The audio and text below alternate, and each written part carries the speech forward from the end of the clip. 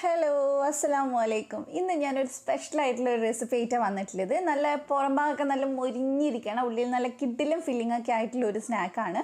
നമുക്കിതിന് ചിക്കനൊന്നും വേണ്ട ചെയ്യാനായിട്ട്. അപ്പോൾ എല്ലാവരും ട്രൈ ചെയ്ത് നോക്കുക, നോമ്പിന് എന്തായാലും ട്രൈ ചെയ്യുക. അപ്പോൾ നമുക്കിതെങ്ങനെ ചെയ്യുന്നത് നോക്കാം. അതിന് മുമ്പായിട്ട് ഈ ചാനൽ ആദ്യമായിട്ട് കാണുന്നവരുണ്ടെങ്കിൽ ഒന്ന് സബ്സ്ക്രൈബ് ചെയ്ത് സപ്പോർട്ട് ചെയ്യുക. അപ്പോൾ നമുക്ക് ലേറ്റ് ആക്കാതെ സ്റ്റാർട്ട് ചെയ്യാം. അപ്പോൾ ഇതുണ്ടാക്കാനായിട്ട് ആദ്യം തന്നെ നമുക്ക് മാവൊന്ന് കുഴച്ചെടുക്കണം. ഞാനിവിടെ 1 കപ്പ് മൈദ എടുത്തിട്ടുണ്ട്. അതിലേക്ക് ആവശ്യത്തിന് നമുക്ക് ഉപ്പ് ചേർത്ത് കൊടുക്കുക. പിന്നെ അതേപോലെ തന്നെ നമുക്ക് നന്നായിട്ട് മിക്സ് ചെയ്തതിന് ശേഷം 1 ടീസ്പൂൺ ഓയിൽ ഒഴിച്ച് കൊടുക്കണം. ഞാൻ സൺഫ്ലവർ ഓയിലാണ് എടുത്തിട്ടുള്ളത്. അപ്പോൾ അതുകൂടെ നമുക്കൊന്ന് ഒഴിച്ച് കൊടുക്കുക.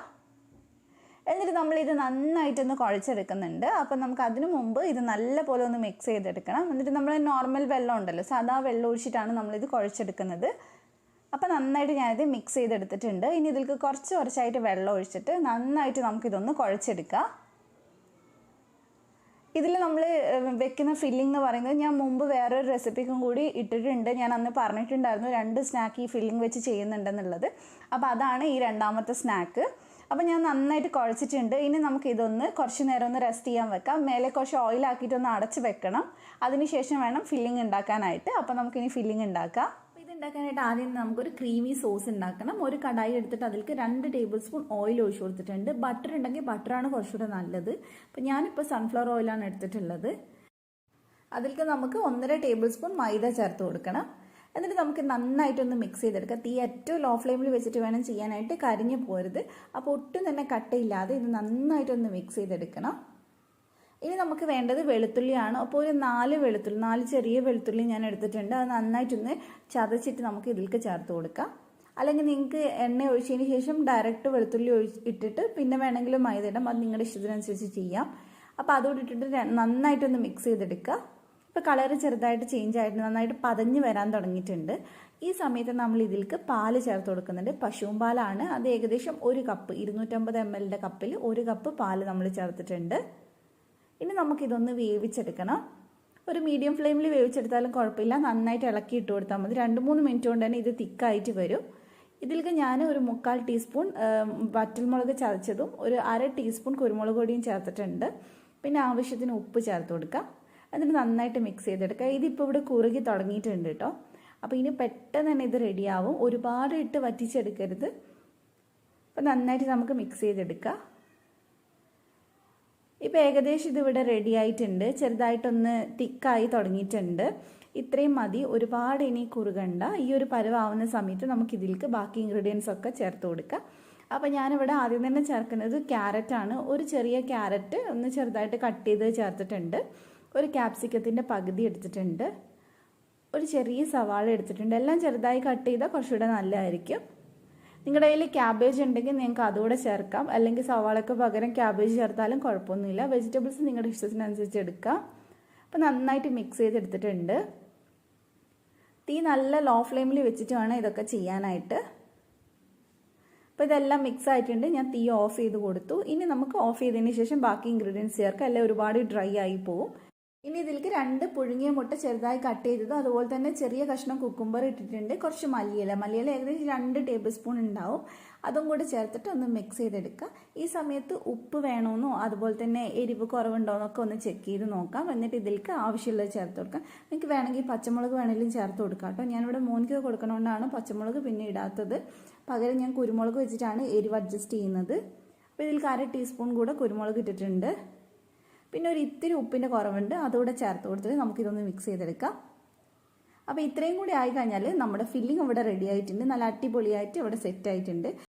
ഇതിൽ നിങ്ങൾക്ക് വേണമെങ്കിൽ ഈ സമയത്ത് ചിക്കൻ ഫ്രൈ ചെയ്തിട്ട് ചേർത്തിട്ട് മിക്സ് ചെയ്താലും നല്ല ടേസ്റ്റ് തന്നെയാണ്. അപ്പോൾ നമുക്ക് ഈ ഫില്ലിംഗ് അങ്ങോട്ട് മാറ്റി വയ്ക്കാം.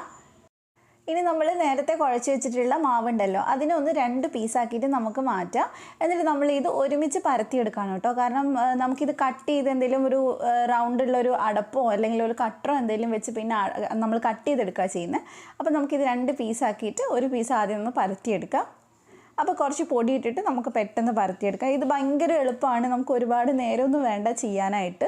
അതുപോലെ തന്നെ ഈ ഫില്ലിങ്ങിന് പകരം നിങ്ങൾക്ക് കുറച്ച് സ്പൈസി ആയിട്ട് നമ്മൾ സാധാരണ ചിക്കൻ റോളിനൊക്കെ ഉണ്ടാക്കുന്ന ഫില്ലിംഗ് ഉണ്ടല്ലോ, അത് വേണമെങ്കിലും വെച്ചിട്ട് ഉണ്ടാക്കാം. അപ്പോൾ നന്നായിട്ട് നമുക്കിതൊന്ന് പരത്തിയെടുക്കാം. പരത്തുമ്പോൾ ശ്രദ്ധിക്കുക, ഒരുപാട് തിന്നായി പോരുത് പരത്തുന്നത്. കുറച്ചൊരു ചപ്പാത്തിയുടെ ആ ഒരു കട്ടിയൊക്കെ വേണം, അല്ലെങ്കിൽ പിന്നെ നമുക്ക് ഇത് മുട്ടയിലൊക്കെ മുക്കിയെടുക്കുമ്പോൾ ബുദ്ധിമുട്ടാവും. അപ്പോൾ നമ്മളിത് കുറച്ചും കൂടി വലുപ്പത്തിലൊന്ന് പരത്തിയെടുക്കുന്നുണ്ട്. അപ്പോൾ അത് ഞാൻ ഫുള്ളായിട്ട് പരത്തിയിട്ടു. ഇനി നമുക്കിതൊന്ന് കട്ട് ചെയ്തെടുക്കാം. ഞാൻ അവിടെ ഒരു അത്യാവശ്യം വലുപ്പമുള്ള ഒരു അടപ്പാണ് എടുത്തിട്ടുള്ളത്, എന്നാൽ ഒരുപാട് വലുപ്പമല്ല. നമുക്ക് എത്ര വലുപ്പത്തിലുള്ള സ്നാക്കാണോ വേണ്ടത് അതിനനുസരിച്ച് നിങ്ങൾ എടുത്താൽ മതി. ഇത്ര വലുപ്പം വേണമെന്നൊന്നുമില്ല. അപ്പോൾ നമ്മളിത് ഫുള്ളായിട്ട് ഇതൊന്ന് കട്ട് ചെയ്യുന്നുണ്ട്. അപ്പോൾ ഞാനിത് കട്ട് ചെയ്തെടുത്തിട്ടുണ്ട്. ഇനി നമുക്ക് ബാക്കിയുള്ള മാവ് എടുത്ത് മാറ്റാം. ഇനി ഒന്നും കൂടി അതൊന്ന് റോൾ ചെയ്തിട്ടൊന്ന് പരത്തിയെടുത്താൽ മതി. പിന്നെ നമ്മൾ ഇതിലേക്ക് ചേർക്കുന്നത് പിന്നെ കോൺഫ്ലേക്സ് ആണ് കേട്ടോ. അപ്പോൾ ഞാൻ കോൺഫ്ലേക്സ് എടുത്തിട്ടുണ്ട്. ഇനി കോൺഫ്ലേക്സ് ഇല്ലാത്തവർ ബ്രെഡ് വെച്ചിട്ടും ചെയ്യാം. പക്ഷേ കോൺഫ്ലേക്സ് ആണെങ്കിലും ഭയങ്കര ക്രിസ്പി ആയിട്ടാണ് ഉണ്ടാവുക. കഴിക്കുമ്പോൾ ഒരു പ്രത്യേക ടേസ്റ്റാണ്. അത് നമ്മൾ ബ്രെഡ് വെച്ച് ചെയ്യുമ്പോൾ അത്ര ആ ഒരു ക്രിസ്പി ആയിട്ട് നമുക്ക് കിട്ടൂല. അപ്പോൾ അത് നന്നായിട്ട് ഞാനത് പൊടിച്ചെടുക്കുന്നുണ്ട്. കൈ വെച്ചിട്ടോ എന്തെങ്കിലും ഒന്ന് വെച്ച് ക്രഷ് ചെയ്തെടുത്താലും കുഴപ്പമൊന്നുമില്ല. അപ്പോൾ ഇനി നമ്മൾ പരത്തി വെച്ചതിൽ നിന്ന് ഒരു പീസ് എടുക്കാം. ഇനി ഇതിലേക്ക് നമുക്ക് ഫില്ലിങ്സ് വെച്ച് കൊടുക്കാം. ഫില്ലിങ്സ് എത്രയാണെന്നൊന്നും പറയുന്നില്ല, നമ്മൾ എടുക്കുന്ന ആ ഒരു വലുപ്പത്തിനനുസരിച്ച് അതിൻ്റെ ഉള്ളിൽ ഫില്ലിങ്സ് വെച്ചാൽ മതി. ഞാനിവിടെ ഏകദേശം ഒരു 2 ടീസ്പൂൺ വെച്ചിട്ടുണ്ട്. ഇനി ഇതിൻ്റെ മുകളിലായിട്ട് നമ്മൾ പരത്തി നേരത്തെ കട്ട് ചെയ്ത് വെച്ചിട്ടുണ്ടല്ലോ, ആ ഒരു പീസ് ഒന്ന് വെച്ചിട്ട് അറ്റം നന്നായിട്ട് ഒട്ടിച്ച് കൊടുക്കുക. വെള്ളം ആക്കേണ്ട ആവശ്യമൊന്നുമില്ല, നന്നായിട്ട് തന്നെ ഒട്ടിക്കിട്ടും. അപ്പോൾ നന്നായിട്ട് കൈ വെച്ചിട്ട് ഇതുപോലെ ഒട്ടിച്ചെടുത്താൽ മതി.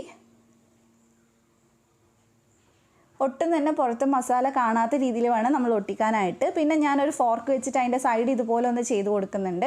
അതാകുമ്പോൾ കുറച്ചും കൂടി നന്നായിട്ട് എന്താ പറയുക ഒട്ടി നിൽക്കുകയും ചെയ്യും, കാണാനും ഒരു ഭംഗിയായിരിക്കും. അപ്പോൾ അത് ചെയ്യണമെന്ന് നിർബന്ധമൊന്നുമില്ല. അപ്പോൾ എല്ലാ സൈഡും ഞാൻ ചെയ്ത് കൊടുത്തിട്ടുണ്ട്. അപ്പോൾ ഞാനിത് ഫുള്ളായിട്ട് ചെയ്തെടുത്തിട്ടുണ്ട്. അപ്പോൾ നമുക്കിനി ഇതെടുത്ത് നോക്കാം. കണ്ടില്ലേ, ഈ ഒരു പരുവത്തിലാണ് ഉണ്ടാവുക. ഇനി നമുക്കിതൊന്ന് ചെയ്തെടുക്കാം. നമ്മളിത് ഇനി മുട്ടയിലൊന്ന് മുക്കിയിട്ട് കോൺഫ്ലേക്സിലൊന്ന് കവർ ചെയ്തെടുക്കുക ചെയ്യുന്നത്. ഇനിയിപ്പോൾ നമ്മൾ കോൺഫ്ലേക്സും ബ്രെഡും ഒന്നും ഇല്ലാത്തവരാണെങ്കിൽ മുട്ടയിലൊന്നും മുക്കണ്ട, നമ്മളിങ്ങനെ ഉണ്ടാക്കി ആ ഡിസൈൻ ഡയറക്റ്റ് എണ്ണയിലിട്ട് പൊരിച്ചെടുത്താൽ മതി. അത് ഞാൻ ജസ്റ്റ് കാണിച്ചു തരുന്നുണ്ട്. അപ്പോൾ മുട്ട ഞാൻ ഒരെണ്ണേ എടുത്തിട്ടുള്ളൂ. ജസ്റ്റ് ഒന്ന് മിക്സ് ചെയ്തതിന് ശേഷം നമുക്കതിൽ മുക്കിയെടുക്കാൻ പറ്റുന്നേ ഉള്ളൂ. അപ്പോൾ ഞാനിപ്പോൾ കോൺഫ്ലേക്സ് നന്നായിട്ട് കവർ ചെയ്തെടുത്തിട്ടുണ്ട്. അപ്പോൾ അതേ ഇതിവിടെ റെഡി ആയിട്ടുണ്ട് കേട്ടോ. ഇതേപോലെ തന്നെ ബാക്കിയുള്ളതൊക്കെ ചെയ്തെടുത്താൽ മതി. അപ്പോൾ ഞാൻ ഇനി എങ്ങനെയാണ് നമ്മുടെ എന്താ പറയുക കോൺഫ്ലേക്സും അതുപോലെ തന്നെ മുട്ടയൊന്നും മുക്കാതെ എങ്ങനെ ഫ്രൈ ചെയ്യാമെന്നും കൂടെ കാണിക്കുന്നുണ്ട്. അപ്പോൾ നമ്മൾ നേരത്തെ ചെയ്തതുപോലെ തന്നെ ഇതിൻ്റെ മേലെയായിട്ട് കുറച്ച് ഫില്ലിങ് വെച്ച് കൊടുക്കുക. ഇങ്ങനെ ചെയ്യുന്ന സമയത്തും നമ്മൾ നല്ല ക്രിസ്പി ആയിട്ട് തന്നെയാണ് കിട്ടുക. കാരണം മൈദയല്ലേ നമ്മൾ ഉപയോഗിച്ചിരിക്കുന്നത്. അപ്പോൾ എണ്ണയിലിടുമ്പോൾ തന്നെ നല്ല ക്രിസ്പി ആയിട്ടാണ് ഉണ്ടാവുക. അപ്പോൾ ഇതിൻ്റെ മേലയിൽ ഒരെണ്ണം കൂടെ വെച്ചിട്ട് നമുക്കിത് ഇതുപോലെ നന്നായിട്ട് ഒട്ടിച്ച് കൊടുക്കാം. നിങ്ങൾക്ക് വേണമെങ്കിൽ ഫോർക്ക് വെച്ച് ഡിസൈൻ കൊടുക്കാം. ഞാൻ ഇതിനങ്ങനെ ഒന്നും കൊടുത്തിട്ടില്ല. അപ്പോൾ ഇനി നമുക്ക് ആദ്യം തന്നെ നമ്മൾ ഈ മുട്ടയിലൊന്നും മുക്കാത്തതുണ്ടല്ലോ, അത് വേണം നമ്മൾ ആദ്യം പൊരിച്ചെടുക്കാനായിട്ട്. അപ്പോൾ നമുക്കത് തിരിച്ചു മറിച്ചു വിട്ടിട്ട് നന്നായിട്ടൊന്ന് ഫ്രൈ ചെയ്തെടുക്കാം. ഒരു മീഡിയം ഫ്ലെയിമിൽ തന്നെ ചെയ്താൽ മതി. ഒരുപാട് നേരം വെച്ച് ഫ്രൈ ചെയ്യേണ്ട ആവശ്യമൊന്നുമില്ല. അപ്പോൾ ഇതിനെ നമുക്കൊന്ന് തിരിച്ചിട്ട് കൊടുക്കാം. എന്നിട്ട് നമുക്ക് ഈ സൈഡും കൂടി ഒന്ന് ഫ്രൈ ചെയ്ത് നല്ലൊരു കളർ ആവുന്നത് വരെ ഒന്ന് ഫ്രൈ ചെയ്തെടുത്താൽ മതി. സമയമൊന്നും പറയുന്നില്ല, ഈ ഒരു കളർ മതി. അപ്പോൾ ഇത്രയും കളർ ആവുമ്പോൾ നമുക്കിതെടുത്ത് മാറ്റാം. ഇതിലങ്ങനെ എണ്ണയൊന്നും കുടിച്ചിരിക്കുകയൊന്നുമില്ല, നല്ല ക്രിസ്പി ആയിട്ട് കുറച്ച് നേരം ഇരിക്കുകയും ചെയ്യും. അപ്പോൾ ഇതേപോലെ തന്നെ ഇനി നമുക്ക് അടുത്തതും കൂടി ഫ്രൈ ചെയ്യാം. അടുത്തത് നമ്മൾ കോൺഫ്ലേക്സിൽ കോട്ട് ചെയ്തിട്ടുള്ളതാണ് ഫ്രൈ ചെയ്തിട്ടുള്ളത്. എനിക്ക് കൂടുതൽ ഇഷ്ടം ഇതുപോലെ കോൺഫ്ലേക്സ് ചെയ്യുന്നതാണ് കേട്ടോ. അപ്പോൾ കുറച്ചും കൂടെ വേറെ തന്നെ ഒരു ടേസ്റ്റും അതുപോലെ തന്നെ നല്ല ക്രിസ്പി ഉണ്ടാവുക പുറം ഭാഗം. അപ്പോൾ നമുക്ക് ഇതും അതുപോലെ തന്നെ തിരിച്ചു മറിച്ചിട്ട് ഒന്ന് ഫ്രൈ ചെയ്തെടുക്കാം. നമ്മൾ കോൺഫ്ലേക്സ് ചേർത്തുകൊണ്ട് തന്നെ പെട്ടെന്ന് തിരിച്ചിട്ട് ഫ്രൈ ചെയ്തെടുക്കണം. കാരണം അതിൻ്റെ പുറം ഭാഗം പെട്ടെന്ന് അങ്ങ് മൊരിഞ്ഞു പോവും. അതുപോലെ തന്നെ തീ കൂട്ടി വെക്കുകയും ചെയ്യരുത്. അപ്പോൾ ഇത് നമ്മൾ തിരിച്ചു മറിച്ച് ഇട്ട് കൊടുത്തിട്ടുണ്ട്. ഇനി നമുക്ക് ഇതും എടുത്ത് മാറ്റാം. അപ്പോൾ അതേ ഇതും ഇവിടെ റെഡി ആയിട്ടുണ്ട് കേട്ടോ. അപ്പോൾ ഇതേപോലെ തന്നെ ബാക്കിയുള്ളതൊക്കെ ചെയ്തെടുത്താൽ മതി. അപ്പോൾ ഇനി നമുക്ക് ഇതൊന്ന് കട്ട് ചെയ്ത് നോക്കാം. കാണുമ്പോൾ തന്നെ നിങ്ങൾക്ക് മനസ്സിലാവുന്നുണ്ടാവും നല്ല ഭംഗിയുണ്ട്. അതുപോലെ തന്നെ കുറച്ച് നേരം ഇത് ക്രിസ്പി ആയിട്ട് തന്നെ ഇരിക്കുകയും ചെയ്യും, സാധാരണ പോലെ അല്ല. അപ്പോൾ ഇനി നമുക്കിതൊന്ന് കട്ട് ചെയ്ത് നോക്കാം. ഉള്ളിൽ നല്ല കിടുക്കനായിട്ടുള്ള ഫില്ലിംഗ് ഒക്കെ ആയതുകൊണ്ട് തന്നെ നല്ല ടേസ്റ്റാണ് കഴിക്കാനായിട്ട്. ഉറപ്പായിട്ട് നിങ്ങൾ ഇതുപോലെ ഒന്ന് ട്രൈ ചെയ്ത് നോക്കുക. അപ്പോൾ നിങ്ങൾക്ക് ഈ റെസിപ്പി ഇഷ്ടമായിട്ടുണ്ടെങ്കിൽ വീഡിയോ ലൈക്ക് ചെയ്യുക, ഫ്രണ്ട്സിനൊക്കെ ഒന്ന് ഷെയർ ചെയ്ത് കൊടുക്കുക. ചാനൽ സബ്സ്ക്രൈബ് ചെയ്യാത്തവർ സബ്സ്ക്രൈബ് ചെയ്യുക. എന്നിട്ട് തൊട്ടടുത്തുള്ള ബെല്ല് ക്ലിക്ക് ചെയ്തിട്ട് ഓളും കൂടെ ക്ലിക്ക് ചെയ്യുക. അപ്പോൾ മറ്റൊരു വീഡിയോ ആയിട്ട് നമുക്ക് വീണ്ടും കാണാം ഇൻഷാ അല്ലാഹ്. Thank you for watching.